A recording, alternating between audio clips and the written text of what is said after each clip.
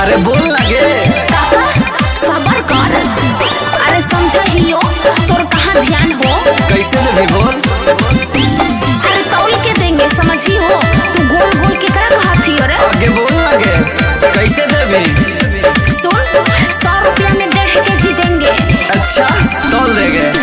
ले ले रे छोड़ा तू हमरो अमृधिया खैनी तो बढ़ जइतो तोरो रे बुधिया।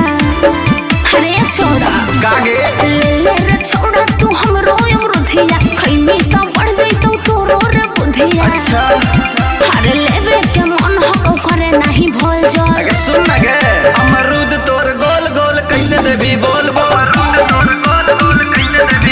अमरूद तोर गोल गोल कैसे देवी बोल बोल। ले ले रे छोड़ा तू हमरो अमृधिया खैनी तो बढ़ जइतो तोरो रे बुधिया। अच्छा अरे लेवे के मन हो करे नहीं मोल जोल। अमरूद तोर गोल गोल कैसे देवी बोल बोल। अमरूद तोर गोल गोल कैसे देवी बोल बोल। फिर मत बोल।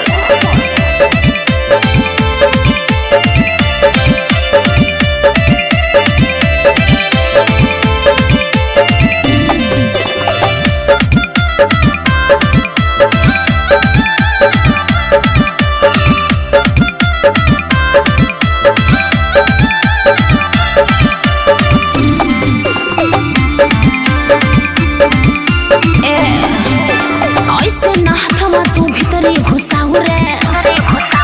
खट्टा हो मीठा की तोनी चिखाओगे। ए सुन कागे ऐसे ना थमा तू भीतरी घुसाऊ रे। रोक ले भिका।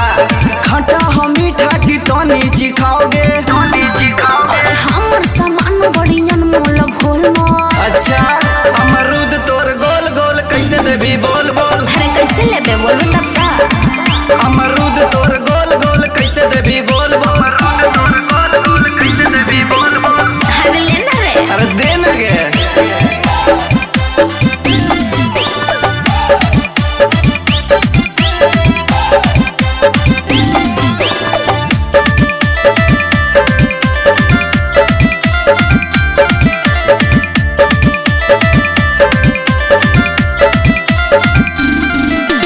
कुंदन सौरभ खाली बहसो ही बेसी। रेटवा बताओ छोड़ी ले 2 केजी। सुन ले अरे तो बोल ना रे। कुंदन सौरभ खाली बहसो ही बेसी। रेटवा बताओ छोड़ी ले 2 केजी। दादा बिदरा नियन करे नहीं खाली बोल झोल। अमरूद तोर गोल गोल कैसे देवी बोल बोल। ज्यादा मत बोल। अमरूद तोर गोल गोल कैसे देवी बोल बोल। अच्छा हम सब जानत ही हो। आगे दे नहीं ना गे।